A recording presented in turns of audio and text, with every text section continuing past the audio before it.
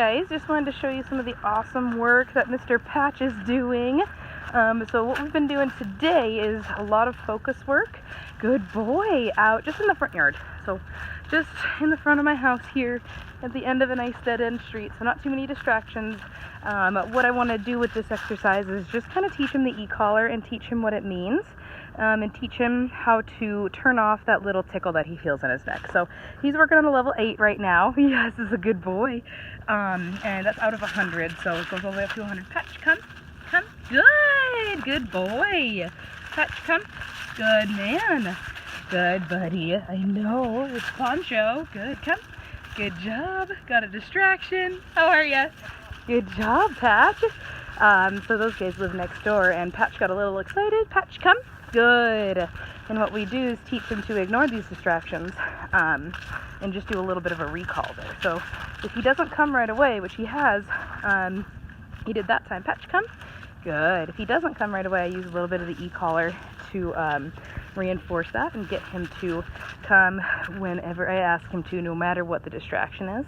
So I give him a free chance to do it. If he does it, awesome. If not, he gets a little bit of a reinforcement with the e-collar.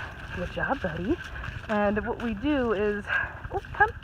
Good. We just start with this focus. This is the main thing that we want to get from him first, so that we can move on to other behaviors. And what this does is teaches him, you know, he's got a lot of anxiety. His mind is very busy. He's very hyper aware. Border collie mind, and I see border collie. I don't know about Springer, but I see a lot of border collie in him. Maybe a little bit of both. But very hyper aware dogs. Very energetic and smart too. And so what we do is we give them something else to worry about. Patch, come. Good. Instead of focusing on the world and all the distractions, things that cause him anxiety, we just ask him to focus on obedience and us and doing what we need him to do. And what that actually does is teach him that, hey, I can ignore these scary distractions, whether it's people coming in the door, dogs on walks, whatever, people coming up and petting him in his kennel. Not petting him in his kennel. He's having a little bit of a hard time with the kennel. I'll talk about that in a minute. Come. But this kind of stuff is really going to transfer over into the issues that you're having. One, that leash walking I was talking about, this is teaching him, one, to follow me. He's walking right next to me. I'm not asking for a heel. Patch, come. But every time he gets a little bit too far away from me and loses focus on me, that's just when I do a little bit of recall. Just call him to me. And that teaches him, hey, it's just super valuable to stay right next to me and not worry about anything else. So that heel kind of comes really naturally. But we'll work on that a little bit later too, getting a really nice heel. But really, we're just working on focusing his mind on us, or on me, and teaching him that you don't have to worry about, you don't have to get anxious over stuff that you see around you. You just have to worry about me, and you can see we're buddies. We're super good buddies, huh? And yeah, he's doing super awesome. Hope you guys aren't missing him too much. Good boy.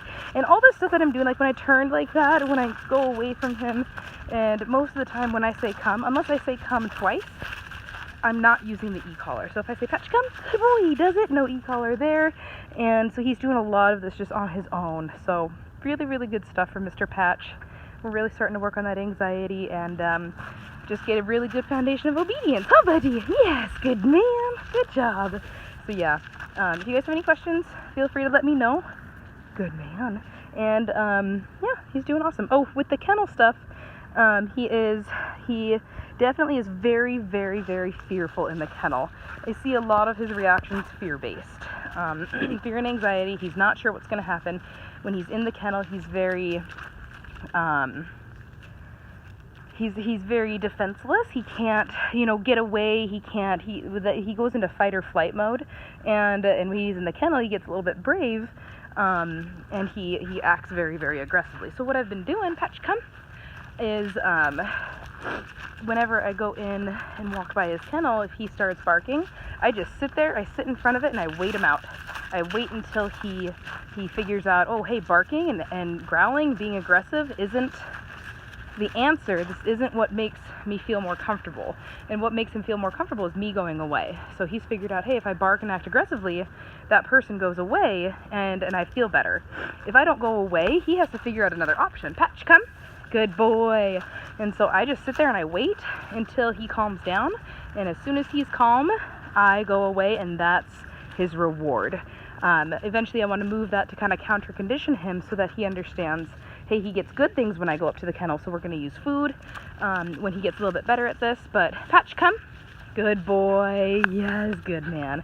But you can see that kennel is very, very situational for him, because outside of the kennel, he's like this with me. He's super good, but there's just so much fear around that kennel and defensiveness that he's not sure what to do but act aggressive. So we're kind of switching that up in his mind. That'll take some time, but overall, I really, really like him, and he's doing some awesome work. So, Patch, come. Come on, good boy. So anyway, you guys have a great Thanksgiving. Patch, come. Good.